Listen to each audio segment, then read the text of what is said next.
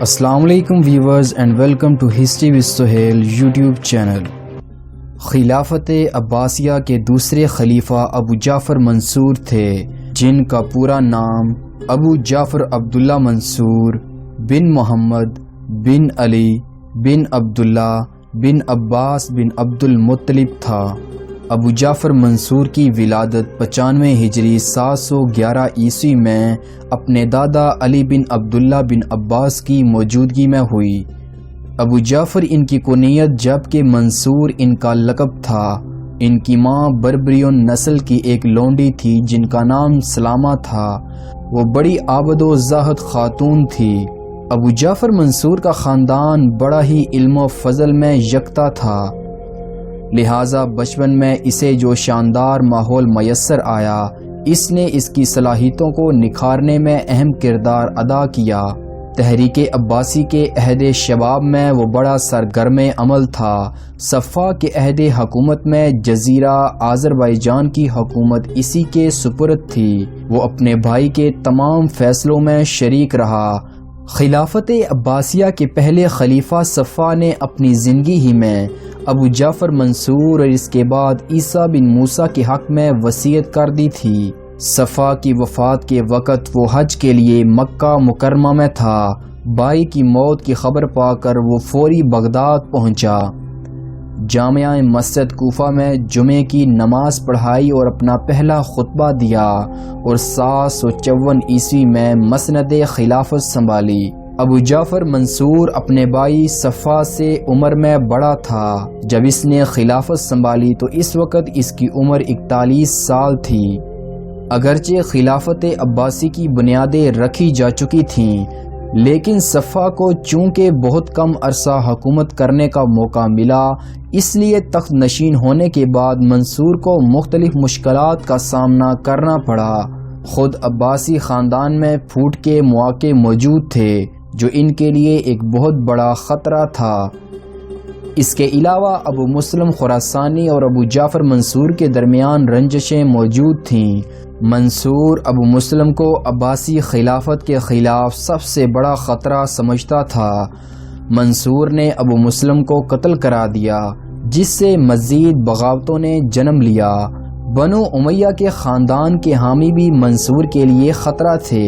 اس کے ساتھ ساتھ بربر اور ترک بغاوتیں، خوارج کی سرگرمیاں، عرب قبائلی عصبیتیں، اہل بیت کی تحریک اور اس کے علاوہ روم کی طرف سے حملے کا خطرہ اور ملکی خزانے میں مالی بحران، کچھ ایسی مشکلات تھیں جس کی وجہ سے منصور کی حکومت کو شدید خطرہ درپیش رہا۔ ابو جعفر منصور نے خلافت کے سب سے بڑے دائی عبداللہ بن علی کی بغاوت کو ابو مسلم خراسانی کے ذریعے سے ختم کرا دیا۔ ابو مسلم جو کہ خلافت عباسیہ کا سب سے بڑا وفادار تھا اور جس کی بدولت عباسیہ خاندان کو خلافت نصیب ہوئی، منصور کو معلوم تھا کہ یہی وہ شخص ہوگا جو عباسی خاندان کے خاتمے کا سبب بنے گا۔ اس لیے منصور نے ابو مسلم کو راستے سے ہٹانے کی ہر ممکن کوشش کی۔ اس نے ابو مسلم کو دربار میں طلب کیا اور وہاں چھپے ہوئے سپاہیوں نے ابو مسلم خراسانی کا سر تن سے جدا کر دیا۔ ابو مسلم کی موت کے بعد خراسان میں بغاوتوں نے سر اٹھایا۔ فیروز سندباد نامی ایک شخص نے بغاوت کا اعلان کیا۔ منصور نے جمہور بن مرار اجلی کو ان کے کچلنے کا حکم دیا۔ اس نے اس مجوسی کو شکست دی۔ بعد میں جمہور بن مرار اجلی مال غنیمت پر قابض ہوا اور بغاوت پر اتر آیا۔ منصور نے اپنے اس سپہ سالار کو بھی شکست دی۔ عراق اور خراسان کے توہم پرست لوگوں کا ایک گروہ جو ابو مسلم خراسانی کا پیروکار تھا، وہ بھی بغاوت پر آمادہ ہوا اور منصور کے محل پر حملہ آور ہوئے۔ اس بغاوت میں معین بن زائدہ نے منصور کی جان بچائی۔ افریقہ کی بربر قبائلیوں کی جانب سے بھی بغاوت کا سلسلہ جاری رہا۔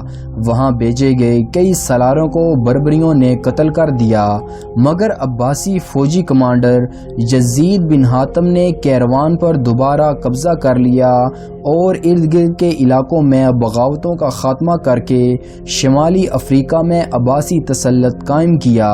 منصور کی حکومت کے خلاف سب سے بڑا خروج امام محمد نفس الزکیہ کا تھا۔ امام نفس الزکیہ عباسی دور کے ایک فاطمی سادات کے امام تھے جنہوں نے منصور کے خلاف علم بغاوت بلند کیا۔ تحریک عباسی کے دوران میں عباسیوں، فاطمیوں اور علویوں نے مل جل کر کام کیا۔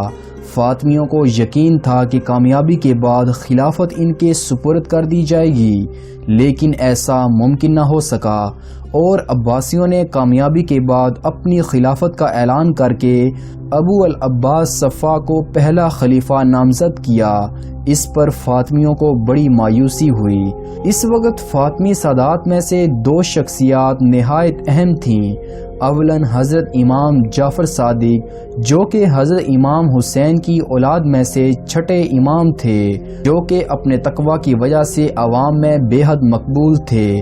انہوں نے خلافت کی کبھی تمنا نہ کی اور اپنے پیروکاروں کو بھی اس سے منع کرتے رہے۔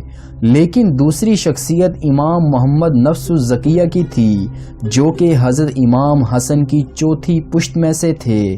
وہ بھی اپنی پاک بازی اور پرہیزگاری کی بدولت عوام میں بے حد مقبول تھے۔ ابو جعفر منصور نے امام محمد نفس الزکیہ کو گرفتار کرنے کی کئی بار کوشش کی، لیکن اسے ناکامی کا سامنا کرنا پڑا۔ یوں کافی عرصے تک امام صاحب روپوش رہے۔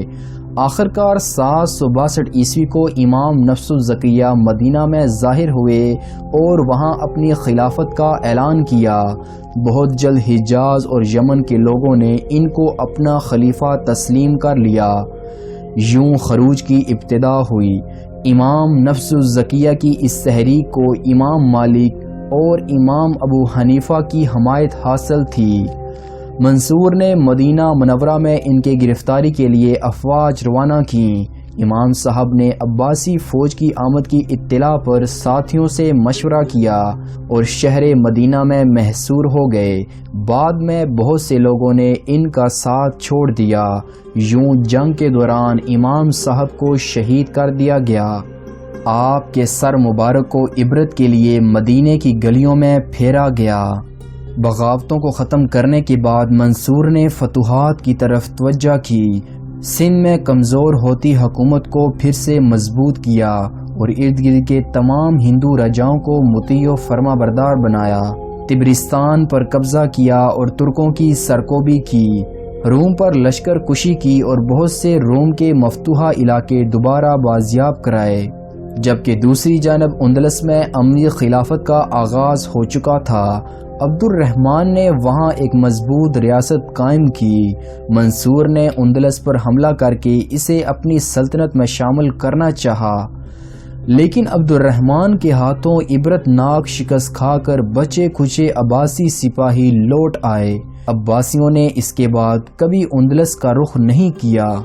منصور نے بغاوتوں کو ختم کرنے کے بعد مضبوط عباسی حکومت کی بنیاد ڈالی۔ اسی ملکی استحکام کی وجہ سے ان کے جانشینوں نے عظیم الشان کارنامے انجام دیے۔ منصور نے ایک ایسی حکومت اپنے جانشین کے حوالے کی جس کا خزانہ بھرا ہوا تھا۔ اس کے علاوہ منصور نے علویوں کی طاقت کا مکمل خاتمہ کیا، جس سے عباسی خلافت کا وجود یقینی ہو گیا۔